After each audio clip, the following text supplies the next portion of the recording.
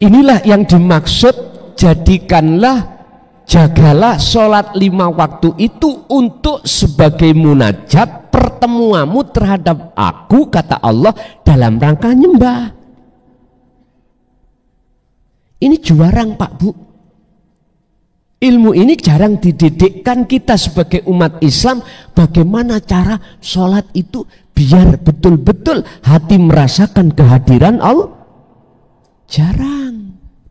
Paling yang sering kita bahas dan kita temukan dalam pengajaran masalah sholat, bagaimana bacaan yang benar, syarat sahnya sholat secara syar'i, rukun sahnya sholat secara syar'i, itu kebanyakan jasmani, tapi sedikit sekali yang mau menerangkan dan membahaskan secara hati atau ruhaniyah, bagaimana ketika sholat itu betul-betul hati ada satu kesadaran kalau Allah itu dekat, kalau Allah yang menggerakkan.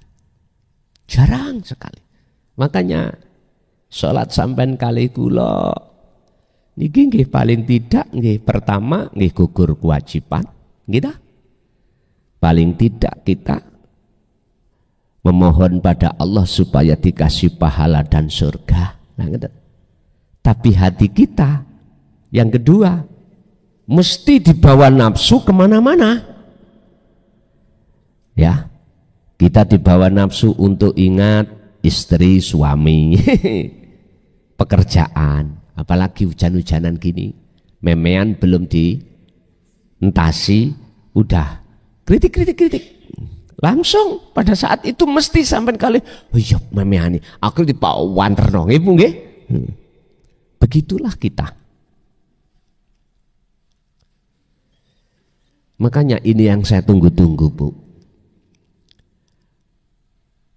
Semoga ada baik dari kalangan keluarga kita, ustadz kita mau membahas dan mengajarkan terhadap hati kita bagaimana cara sholat bisa betul-betul khusyuk pada Allah bagaimana.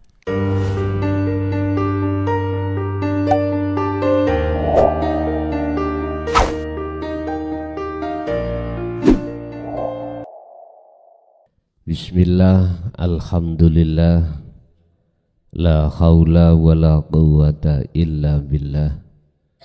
Asyhadu an la ilaha illallah wa asyhadu anna Muhammadan abduhu wa rasuluh. Allahumma salli wa sallim wa barik alaihi wa ala alihi wa ashabihi ajmain. Qala Allah ta'ala wa anibu ila rabbikum wa aslimu lahu min qabli ayyatiyakumul adzabu thumma la tunsarun. Sadaqallahul azim. Amma ba'd. Hadratul muhtaramin, dumateng para alim, para ulama, sesepuh, bini sepuh, tokoh masyarakat, tokoh agama, asatid wa asatidah sewilayah Kabupaten Sleman, wabil khusus jemaah ingkang rawuh baik di majelis maupun di luar, kulluhum ajmain rahimakumullah. Puji syukur alhamdulillah kami panjatkan kehadirat Allah di mana kita pada kesempatan malam hari ini masih diberikan anugerah oleh Allah berbentuk taklim muta'alim, dikumpulkan kita di sini majelis dalam rangka ngaji bareng, noto manyang manah ati, biar kita dalam beribadah estu bisa khusyuk ing ngersane Allah. Untuk malam hari ini kami akan mencoba membahas tentang masalah surah Al-Baqarah ayat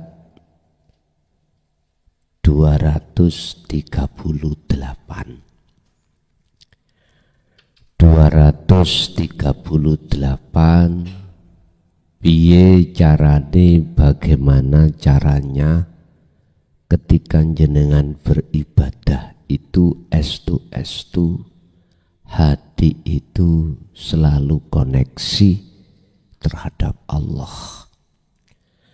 Tetapi sebelum kami masuk dalam materi, perlu kami sampaikan bahwasannya kita manusia yang Allah ciptakan di dalam masalah jasmani dan rohani, Gusti Allah juga memberikan panca indera.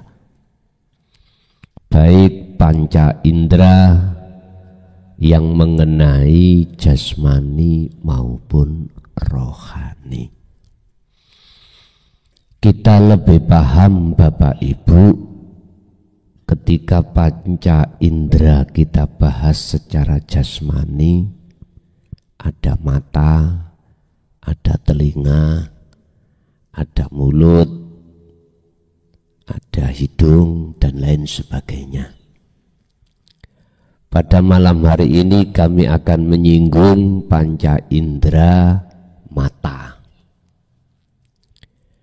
Jasmani Allah kasih panca indera mata yang disebut ainul basyariyah untuk melihat, memandang terhadap anugerah Allah yang bersifatkan apa yang Allah katakan di dalam Al-Qur'an, ma fis samawati wa ma fil ardi.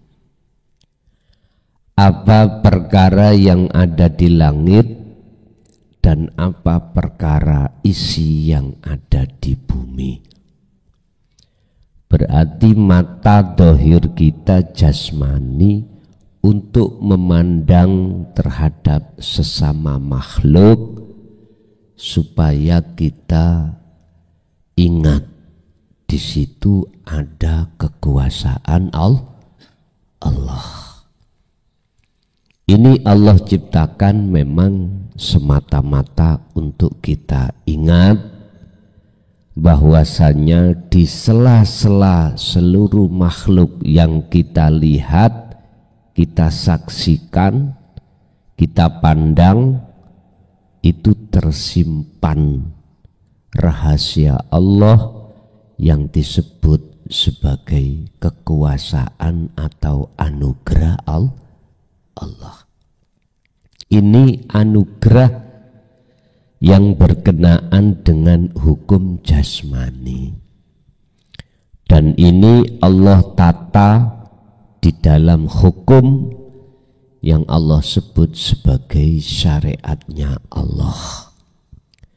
Pandanglah apa yang kuciptakan sesuai dengan apa hukum syariat yang aku perbolehkan. Berarti mata dohir ini tidak boleh asal memandang, harus memandang yang diperbolehkan. Pun ini sudah ada di ketetapan hukum syariah. Tapi ada juga anugerah yang Allah berikan terhadap hambanya berupa panca indera rohani. Rohani panjenengan kali kula juga Allah kasih anugerah, yang anugerah itu berbentuk ainul basiroh. Ainul basiroh boleh kami catat.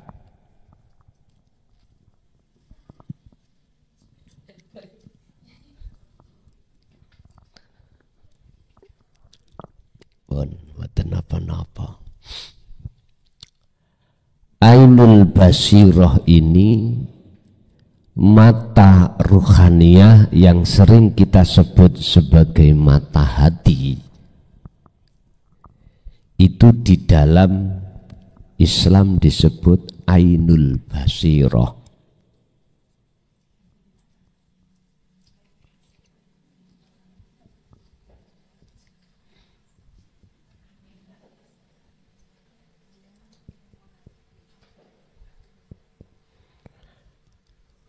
Ainul basirah ini mata hati. Kalau ainul basariyah, iki mata jasad. Pun apa maksud Allah memberikan terhadap hambanya ainul basirah? Yang kedua, itu semata-mata untuk bisa dijadikan oleh hamba bersaksi, melihat, memandang terhadap siapa yang dimaksud Kanjeng Nabi di dalam surah Al-Kahfi, ilahukum ilahu wahid, itulah Tuhan yang Maha Esa. Cara Islam Allah. Kalau tadi mata dhahir jasmani itu untuk memandang makhluk, supaya kita akan ingat di situ ada kekuasaan Allah, ada anugerah Allah, sehingga mata kita ketika melihat sesuatu yang bersamaan dengan makhluk, ini sesuatu hal yang tidak bisa kita ukur anugerah ini dengan hitungan rupiah. Coba umpama kedua mata kita diganti uang 10 juta diambil, mau enggak? Jelas enggak mau. Siapapun jenengan pasti enggak mau.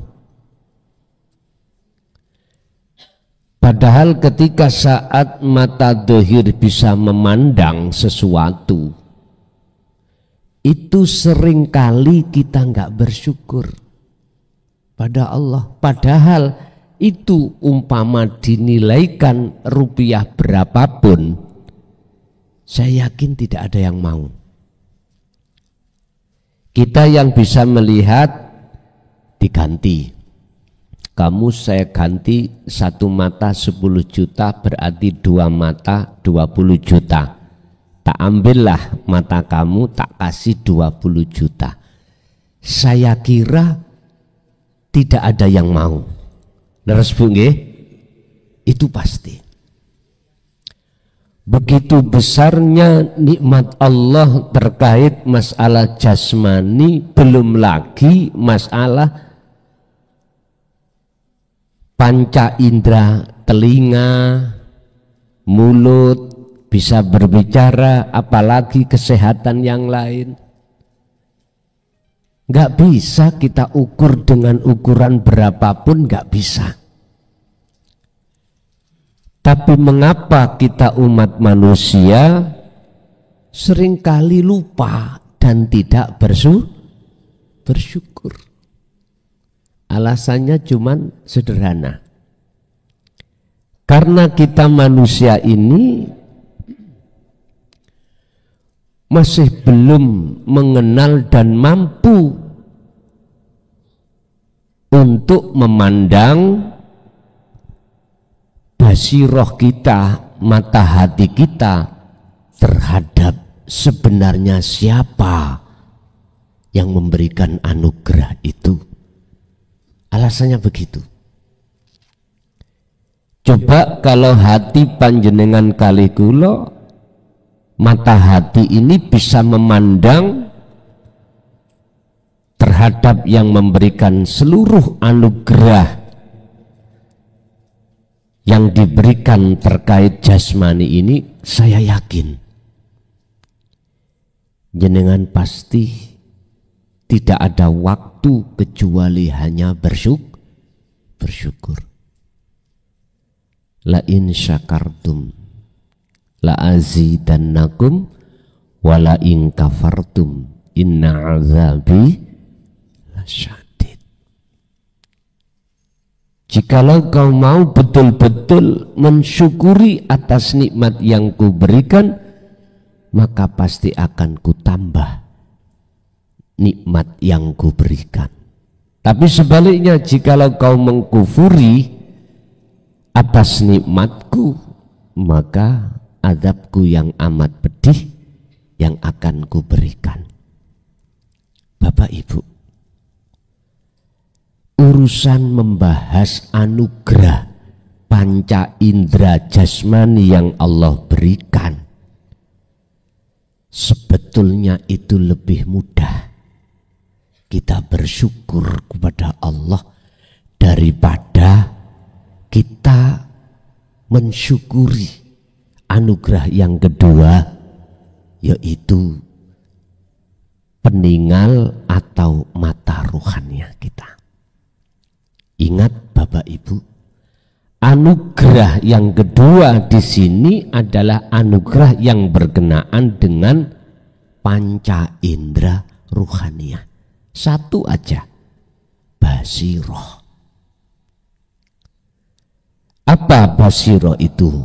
Yang dimaksud mata hati, mata ruhaniyah untuk bersaksi pada Allah. Bagaimana sih yang disebut basiro itu apa? Berangkat dari iman, Pak Bu. Yang disebut ainul basiroh, mata hati manusia itu adalah imanul haq, iman yang benar. Kata Kanjeng Nabi, iman yang benar itu jatuhnya ada di ihsan. Ihsan itu apa? Ihsan itu ketika saat jenengan beribadah, seakan-akan hati jenengan itu, meripati hati itu bisa melihat wujudnya Allah, seakan-akan. Gambarannya bagaimana?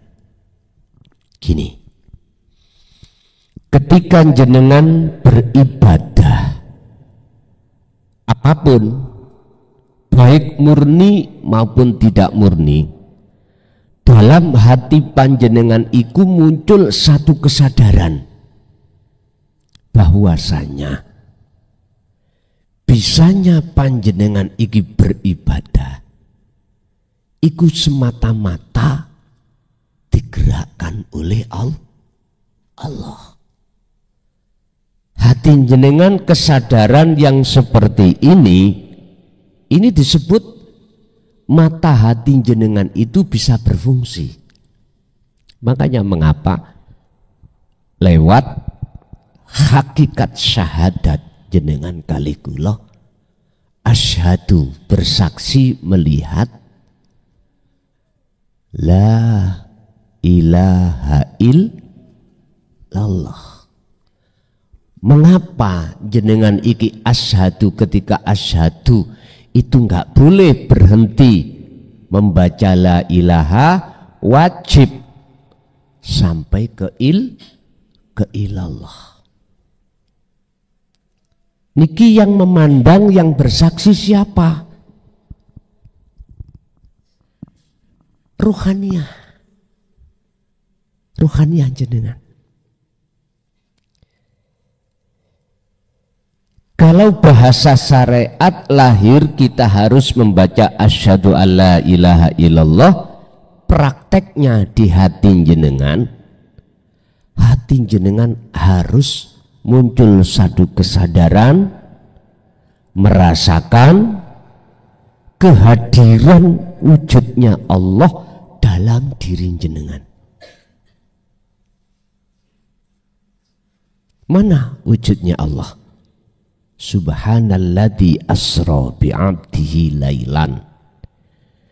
Dialah zat yang maha suci yang memperjalankan atas hambanya di tengah malam. Maksudnya, jenengan bisa bergerak ibadah apapun kalau hati jenengan ini sudah sadar dan meyakini kalau pergerakan ini yang menggerakkan adalah wujudnya Allah di dalam diri panjenengan yang disebut dialah zat yang maha suci. Berarti cara Jawane itu mbah sampean kalih kula dulu kedhawuhe ngenen. Yaiku ngger sing disebut urip kang sejati. Lah ngoten ta? Sing ana slirahmu, sing ana dirimu, sehingga menggerakkan dirimu bisa beribadah apapun. Kalau hati jenengan ini ada satu kesadaran dan merasakan kehadiran Allah dalam diri kita yang menggerakkan seluruh aktivitas panjenengan, berarti jenengan ini mripate ati iku berfungsi. Inilah anugerah yang paling mahal daripada anugerah yang lain. Sebab anugerah ini yang Allah maksud di dalam surat Al-Qasas ayat 77. Allah katakan, wabtaghi fima atakallah darul akhirah.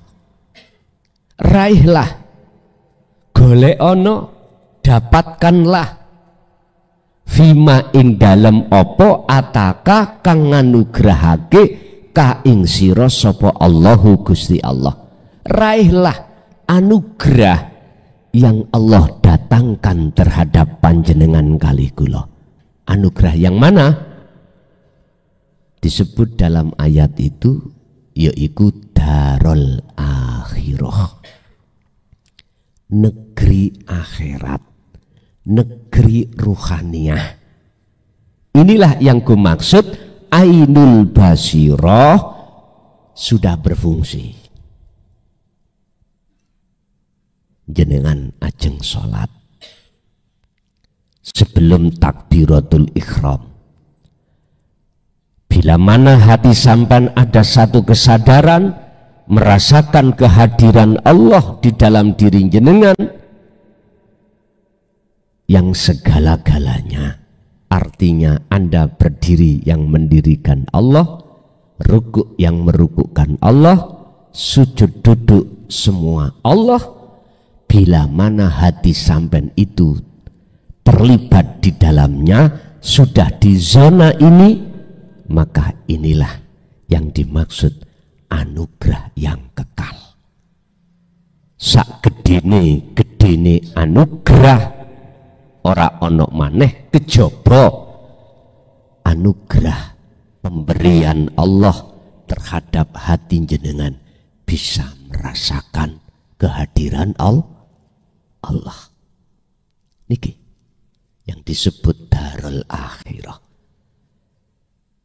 Lalu wala tansa nasibaka minad dunya, anugerah di dunia jasmani tadi, bagiamu dunia jangan kau tinggalkan. Berarti jenengan ning dunya kali kula niki kudu menikmati apa anugerah yang Allah berikan berupa jasmani. Ketika kita menikmati dan kita tahu siapa yang memberikan, maka hati kita akan bersyukur.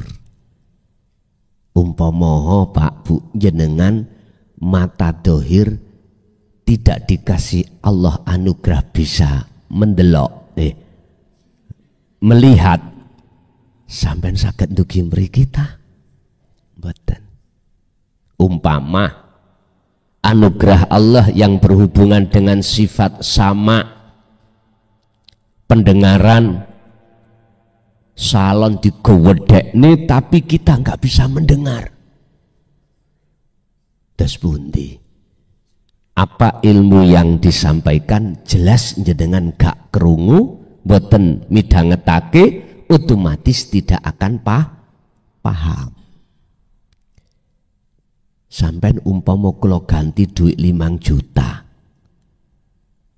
Terus dipundhut Allah, pendengaran jenengan kira-kira mau boten? Boten. Makanya Pak Bu, kalau kita sering hati itu sadar kalau semua yang memperjalankan kita sebagai makhluk itu adalah Allah, maka disinilah yang disebut eling atau dzikir. Terus wong Jawa bejo sing eling. Artine sak bejo-bejone wong sing paling bejo ora ana maneh kejaba ya kuwi wong sing eling nang Gusti Allah. Waktu sholat eling, sadar kalau semua Allah yang menggerakkan. Niki proses makrifat awal.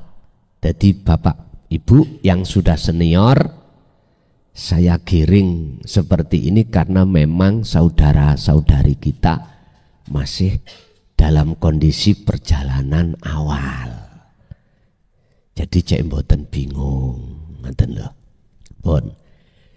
Jadi basiroh niki meripat ati yang dimaksud adalah imanul haq.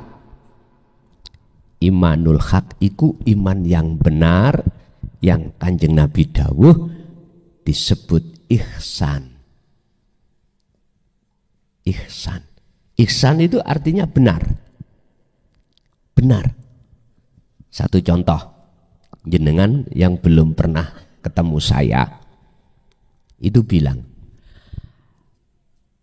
dibilangi teman, nanti di Jogja Sleman Jalan Mangga, napa Mi? Jalan Mangga nggih Mi? Nomor berapa? 57 52. Itu ada orang namanya Mukhlason teko Mojokerto ngaji. Wis. Anggap aja jenengan tidak tahu wujud saya. Tahunya itu di medsos. Penasaran toh Bu? Penasaran. Ketika jenengan iki ada keimanan kalau hari ini memang betul-betul klason sing ngaji, bel nih lho Pak, klakson ini lah bel nggih. Mr. Bell yang mengaji, sampai berhubung belum ketemu saya, iman sampai ini belum dikatakan ihsan, belum. Kita umat Islam dikenalkan Tuhan kita oleh Kanjeng Nabi Muhammad yang diteruskan oleh para sahabat, sekarang tabi'ina sholihin, berhujjah Al-Quran, innallaha huwa rabbi wa rabbukum. Kita percaya Tuhan kita namanya Allah. Bentuk keimanan kita adalah tarkul ma'asi, meninggalkan perkara-perkara yang dilarang oleh Allah. Amar ma'ruf nahi mungkar, menjalankan seluruh apa yang Allah perintahkan dan meninggalkan seluruh apa yang Allah larang. Ini konteksnya secara jasmani. Hukum syariat itu menata konteksnya jasmani. Oke, akhirnya jasad wajib melakukan sholat, puasa, zakat, haji. Udah terjalani secara jasmani. Larangan juga begitu. Cuman sedikit umat Islam khususnya itu mau untuk membahas ngoreksi ruhani. Padahal ini anugerah yang termulia. Tidak hanya jasmani yang Allah kasih, panca indera, tapi rohani juga. Rohani panca inderanya juga sama Pak Bu, sebetulnya dengan panca indera jasmani, sebetulnya sama. Nah, iman kita yang masih katanya belum membuktikan, itu belum bisa dikatakan ihsan.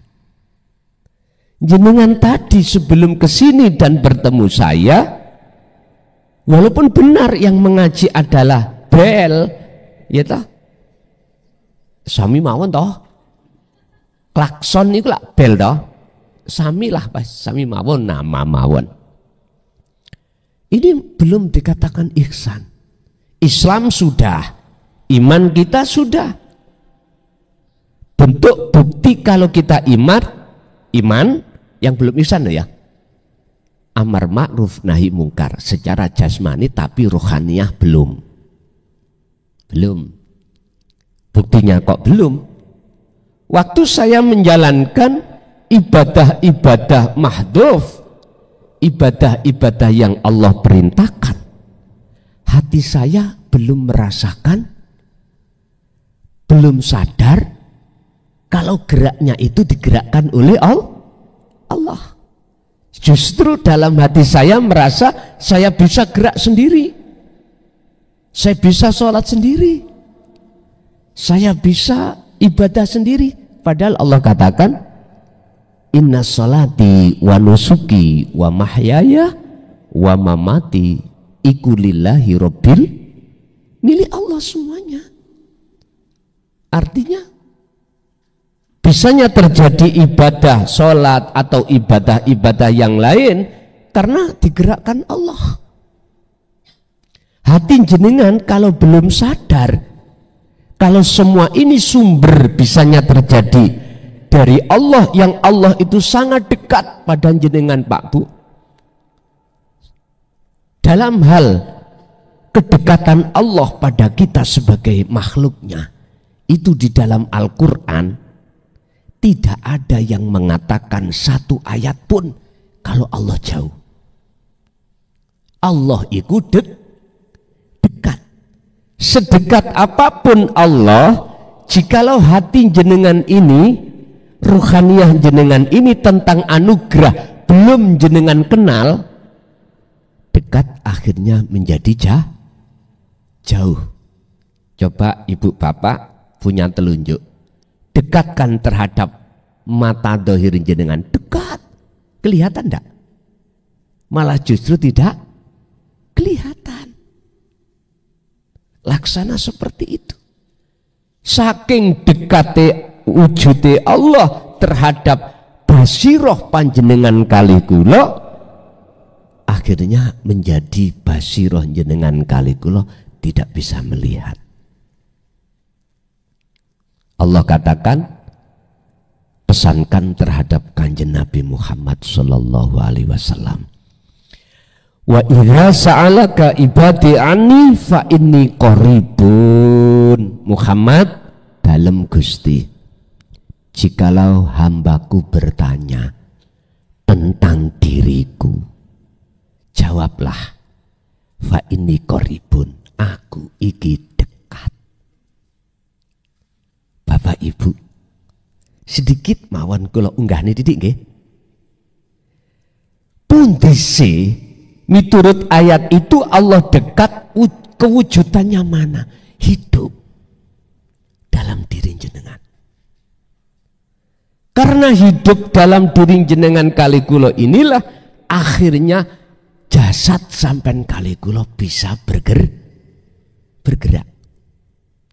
Tapi jangan mempunyai keimanan gerak jasad karena kita sendiri makhluk. Bukan Pak Bu, geraknya semua makhluk. Walillahil masyriq wal maghrib, semua itu Allah yang menggerakkan. Jikalau hati sampean sudah ada rasa, ada iman, ada kesadaran kalau segala geraknya makhluk itu ada sang penggerak, yaitu Allah subhanahu wa ta'ala, wujudnya adalah hidup, berarti anugerah ruhaniyah jenengan dari Allah sudah jenengan terima. Dengan cara inilah Bapak Ibu, ati jenengan mengke waktu sholat, walaupun belum ketemu loh ya, tapi sudah hati jenengan merasakan dan meyakini, kesadaran hati sampai semua karena Allah, maka inilah awal proses jenengan ibadah itu bakal dadi ibadah sing mesti diterami oleh Allah Subhanahu wa ta'ala. Sebab dasare di dalam surat Al-Maidah ayat 27 Allah dawuh, innama yataqabbalullahu minal muttaqin. Sesungguhnya ibadah apapun yang hanya diterima oleh Allah adalah ibadah ketika jenengan ibadah hati sampai dalam posisi bertakwa. Bertakwa itu adalah hati sadar kalau sedoyo semua iki yang punya gerak, yang menggerakkan dan yang memiliki gerakan itu hanyalah Allah. Kita hanya bisa merasakan kehadiran Allah awalnya, akhirnya menumbuhkan satu kesadaran bahwasanya gerak yang ada pada diri kita sebagai makhluk, baik geraknya ucapan, penglihatan, pendengaran, nafas bisa keluar masuk, itu semua sebab karena Allah. Pun apa hubungannya muqaddimah iki dengan surah Al-Baqarah yang mau kita bahas ayat 238. Inilah cara jenengan ini untuk menjadi hati yang bertakwa betul-betul terhadap Allah, sehingga segala amal ibadah secara jasmaniah itu dikomando oleh ruhaniyah sampean, sehingga bila mana komando rohaniah sampai selalu sadar semua Allah, maka nafsu itu tidak akan bisa masuk dalam hati jenengan. Otomatis waktu sholat, kalau posisi hati sampai seperti ini, nafsu nggak akan bisa masuk. Otomatis jenengan itu bisa akan menjalankan sholat dengan khusyuk. Bismillahirrahmanirrahim. Al-Baqarah 238 ayatnya. Hafidhu dong reksa sira kabeh, don jaga sira kabeh, alas sholawati ing atase piro-piro salat. Di situ ada kalimat as-sholawat, as-sholawati. Iki maknane salat 5 waktu. As-sholawah jamak dari as-sholah. Nek as-sholah itu sholat satu. Nek as-sholawah berarti piro-piro atau banyak sholat. Maksudnya as-sholawah ay al-maktubah, sholat yang diwajib, berarti 5 waktu miturut versi agama Islam. Versi agama Islam di jalur syariah 5 waktu, zuhur, asar, maghrib, isya, subuh. Hafidhu jagalah as-sholawati ing piro-piro sholat ay al-maktubah, yaitu sholat yang diwajibkan. Ini dilakukan dijalankan oleh jasmani. Iki syariat. Makanya bicara jasmani itu karena hukum syariat. Apa tujuannya? Kita disuruh untuk menjaga sholat ini. Wama umiru dalam ayat lain. Surat apa nih? wa ma umiru illa liya'budullaha mukhlishina lahuddin. Surat nopo niku wis sampeyan doleki dhewe.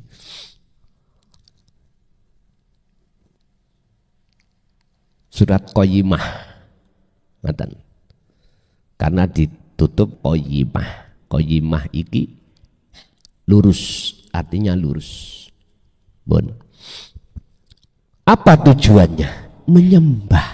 Lah ngoten nggih? Menyembah. Menyembah iku menghadap, wajib bagi yang menyembah ketemu sing disembah. Ini namanya nyembah. Lah, dikembalikan pada kita. Waktu kita sholat, makanya ayatnya itu hafidu ala sholawah, menjaga.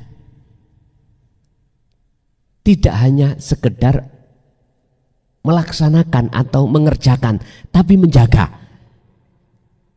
Jagalah hatimu, jangan sampai kau menyembah selain Allah. Pada saat jenengan iki jasmani melakukan sholat 5 waktu. Wa ma umiru lan ora den perintah sira kabeh illa kecuali liya'budullaha, kecuali hanya menyembah pada Allah.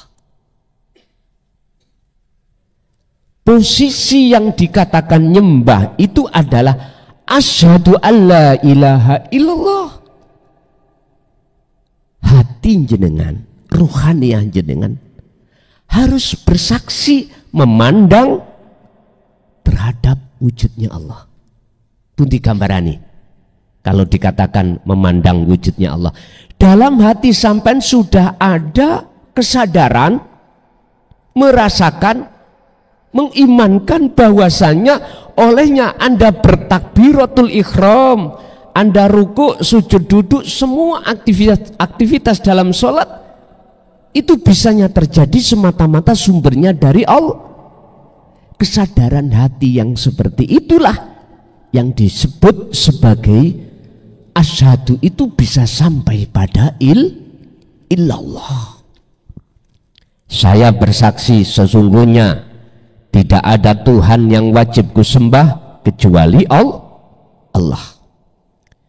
Berarti pengenalan sampan kali kula datang Tuhan kita Allah tidak cukup sebatas nama.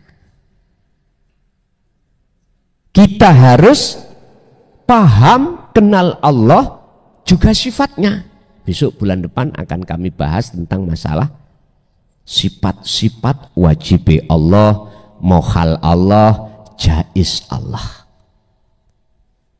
Pengenalan niki namung kula serempet nosok tak mencolot didik supaya besok iku sampean bahas menerima bab masalah sifat Allah itu mudah. Niki langsung tak pencolotkan, ya toh? Langsung wujudi Allah, yaitu hidup dalam diri jenengan. Asyhadu, saya bersaksi, maksudnya ruhaniyah sampean itu harus ada rasa, ada iman, ada kesadaran bahwasanya segala hal apapun atas diri kita itu yang menggerakkan adalah Allah. Buktinya wujudi Allah hidup dalam diri kita. Kalau tidak ada Allah, kita nggak akan pernah bisa hadir di sini majelis. Inilah yang dimaksud, jadikanlah, jagalah sholat 5 waktu itu untuk sebagai munajat pertemuanmu terhadap aku, kata Allah, dalam rangka nyembah. Ini jarang Pak Bu. Ilmu ini jarang dididikkan kita sebagai umat Islam. Bagaimana cara sholat itu biar betul-betul hati merasakan kehadiran Allah. Jarang. Paling yang sering kita bahas Dan kita temukan dalam pengajaran masalah sholat, bagaimana bacaan yang benar. Syarat sahnya sholat secara syar'i, rukun sahnya sholat secara syar'i, itu kebanyakan jasmani. Tapi sedikit sekali yang mau menerangkan dan membahaskan secara hati atau ruhaniyah, bagaimana ketika sholat itu betul-betul hati ada satu kesadaran kalau Allah itu dekat, kalau Allah yang menggerakkan. Jarang sekali.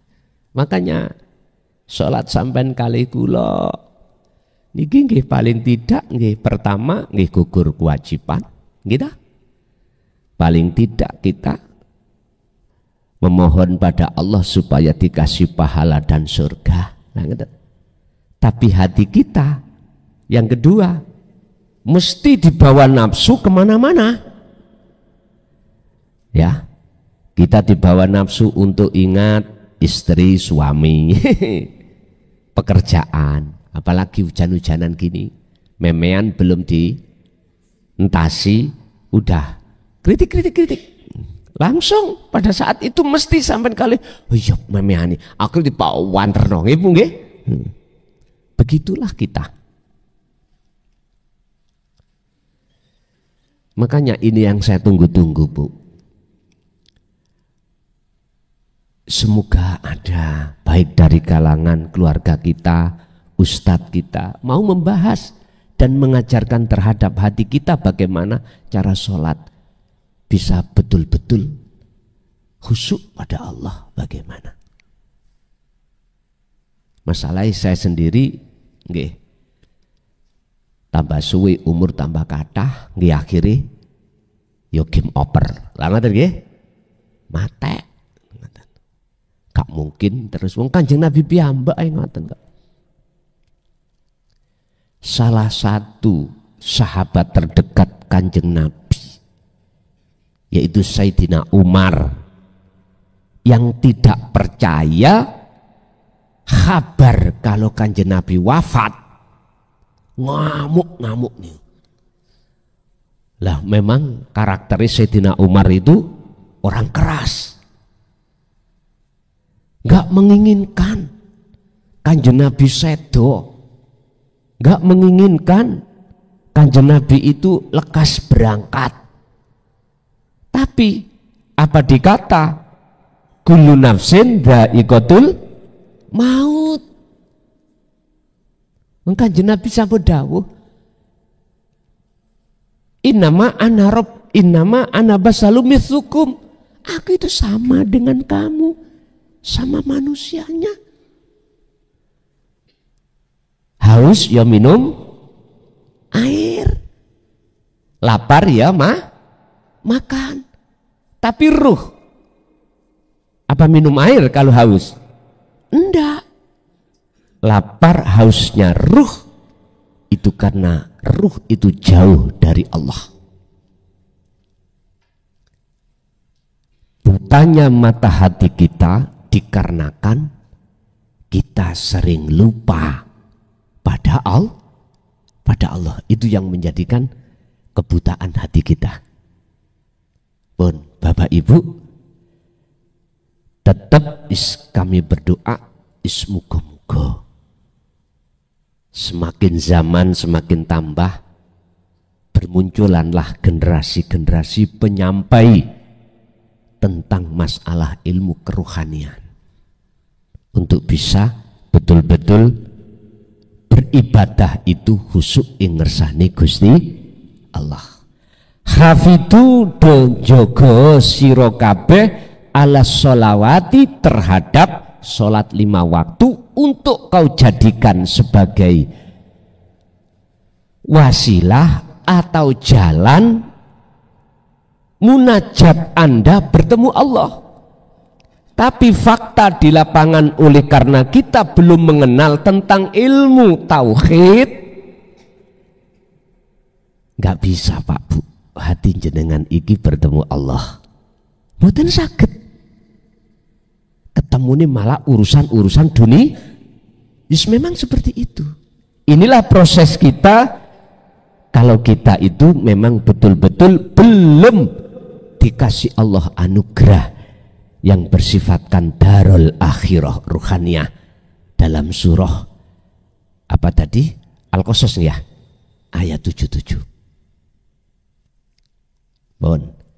Selanjutnya habis as-sholawati, maka di situ was-sholatil wusta. Ada terusnya. Was-sholatil wusta.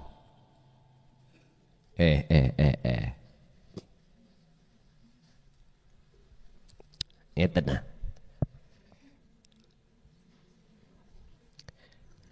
Tolong di cross check dari segi huruf, pakai sin apa shot. Dan jagalah sholat tengah. Niki.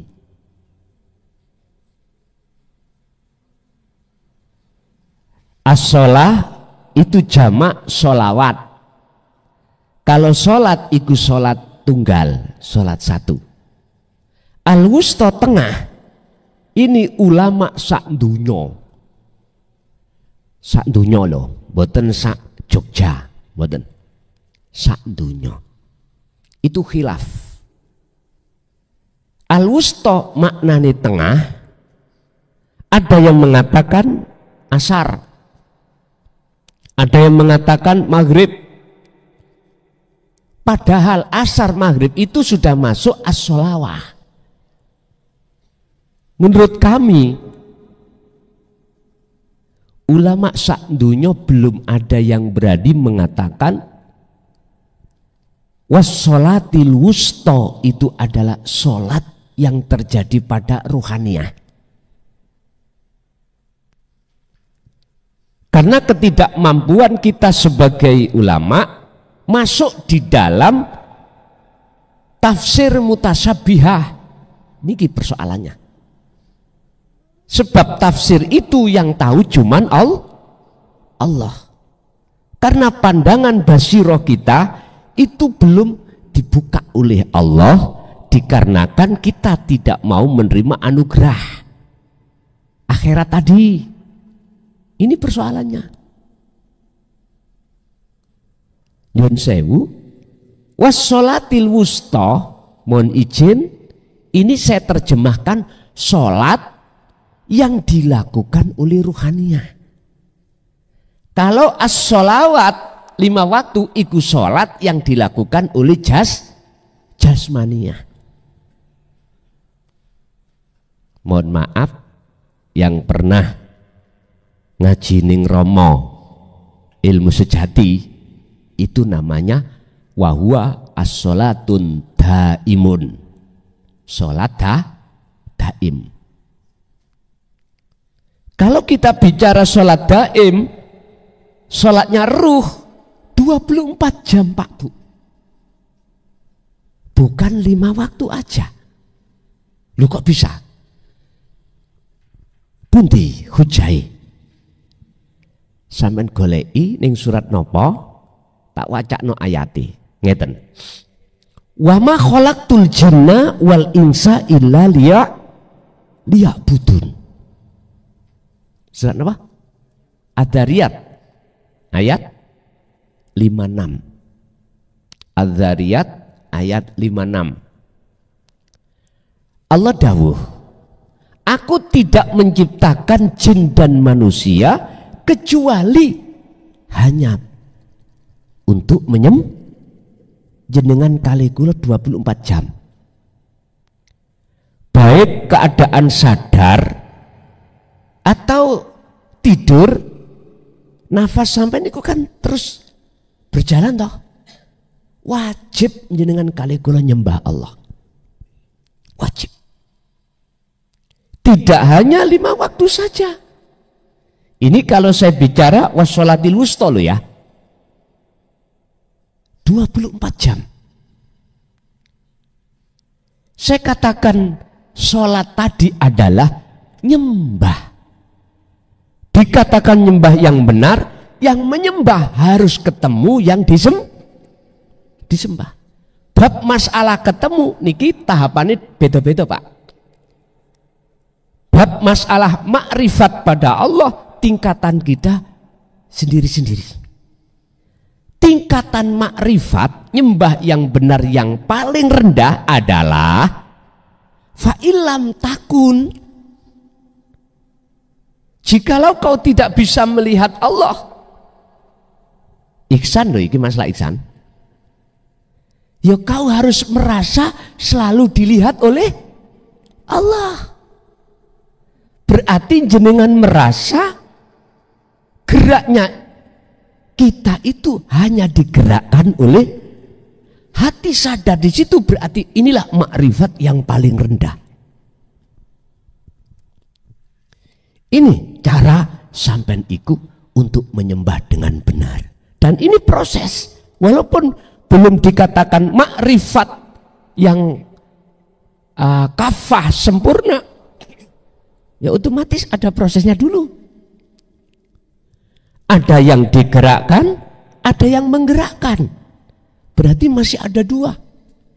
Kita yang digerakkan sebagai makhluk, Allah yang menggerakkan sebagai kholik. Itu ada dalam hati kita. Ini ihsan yang paling rendah, makrifat yang paling rendah. Untuk menanamkan kondisi hati yang seperti itu harus sampai sering sekali beraktivitas apapun lewat nafas ini merasa selalu dikeluar dan dimasukkan oleh Allah. Ngoten niku ada yang jawab ngene. Napa kober ta? Apalagi di saat saya itu kerja. Nggih? Nek masalah waktu sholat sih harus bisa. Tapi andai kata di luar sholat, waktu jenengan kali kula ngerumpi, waktu jenengan kali kula tandang gawe kerja, bisakah kober tah? Nah ngeten nggih? Jawabane ngeten. Awal itu wangel, Bu. Susah, sulit. Jatuh bangun. Tapi jikalau jenengan ini tidak ada kata putus asa, kata Allah, ya ayyuhalladzina amanu dzkurullaha dzikron katsiron, terus meneruslah kau ingat padaku, berzikir padaku. Itu tadi. Maka dengan begitu yang asalnya susah, sulit, sukar, gak kober, akhirnya dengan sendirinya jenengan iki sambung dengan sendirinya. Dicoba aja. Kulon dhisik tahun 74 niku, tahun 74 diwajibno abah niku dzikir sir ning ati ngucap Allah Allah.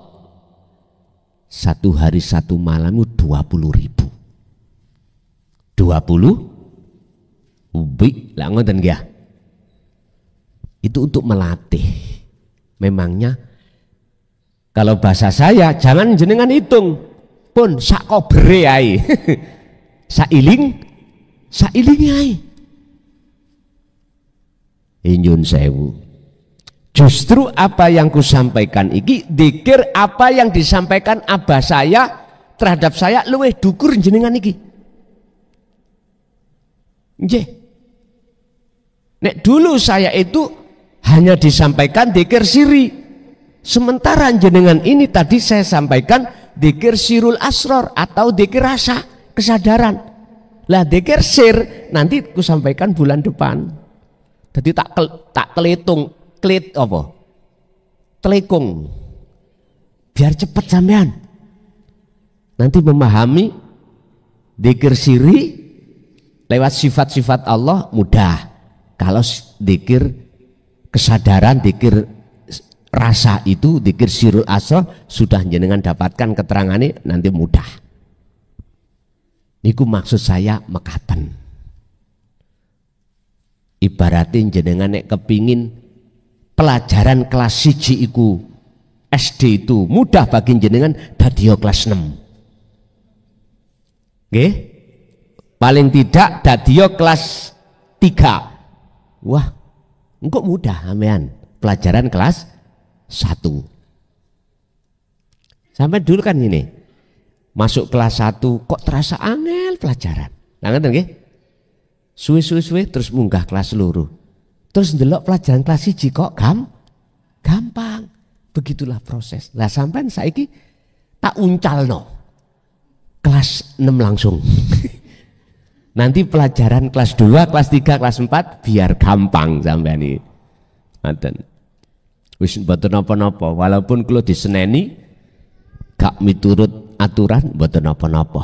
Wong pertimbangan saya biar jenengan mudah menerima. Pun wassalatil wusta iki salat yang dilakukan oleh hati atau ruh. Piye carane? Hati iku bisa dikatakan nyembah sing bener. Itu tadi saya katakan, jikalau hati sampean waktu aktivitas apapun sadar bisanya beraktivitas bukan sumber dari jenengan tapi sumber dari Allah, yang Allah dalam diri jenengan, kesadaran seperti itulah yang disebut wassolatil wusta. Mesti husuk hati sampean wang. Gak gampang nafsu itu masuk di dalam diri panjenengan ngejak eling nang perkara liya, gak gampang. Karena hati jenengan faqatistam sakabil urwatil wuthqa, selalu sambung menyang sejatine Gusti Allah. Kalau sudah wassolatil wusta iku digandeng dengan as-sholawah, kalau as-sholawah itu didasari oleh wassolatil wusta, maka ayat berikutnya waqumu lillahi qanitin. Udah jelas, qanitin memakai makna khosyiin, khusyuk. Barulah jenengan bakal bisa sholat khusyuk.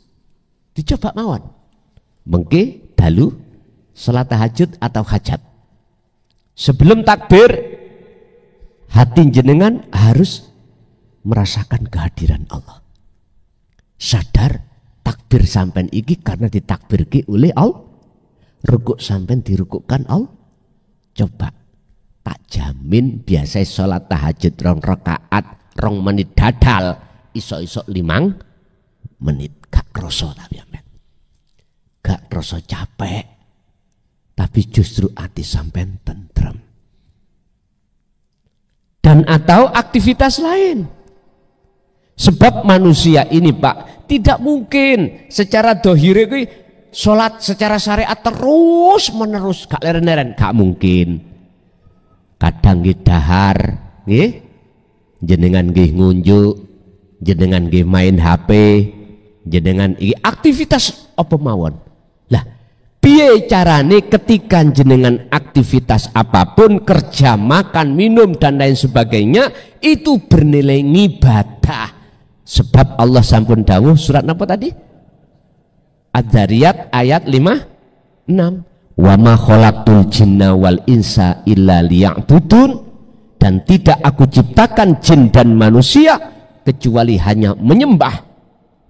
Bagaimana aktivitas jenengan itu menjadi nilai nyembah di mata Allah? Itu maksudnya. Berarti jenengan hati harus selalu sholat daim, sholatil wusta.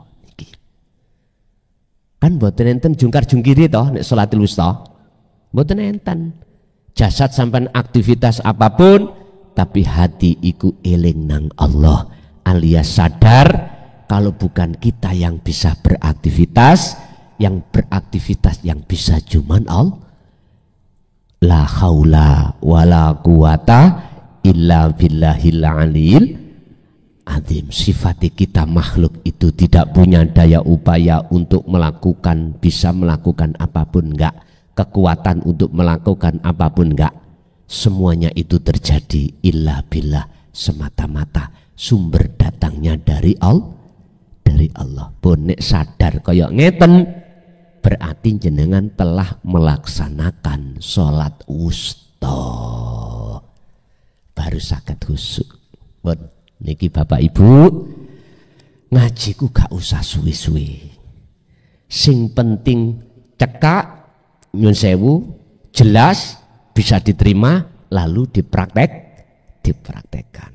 Mpun kata-kata siji ndamel ndas ngelu, loro meripat ngantuk, gitu. Lho nggih, jujur mawon. Kula eling, kula niki ngaos dateng Mbah Yai Fakih dulu itu ngaji maknani kitab saeling kula Fathul Muin. Jenenge suwe Mbah Yai ku ngaji. Sama ngantuk kula. Pulpen dulu itu mboten kados sakniki. Pulpen dulu iku dicelup niku lho, Pak. Celup. Terus ditulis ngeten. Wong namine areng ngantuk, celup. Beluap bar ngantuk, gitu. Ya Allah.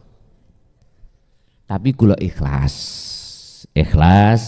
apapun yang diterjadikan Allah di situ, karena memang apapun alasannya saya tidak boleh membantah apa dawuh-dawuh guru Mbah Yai kula.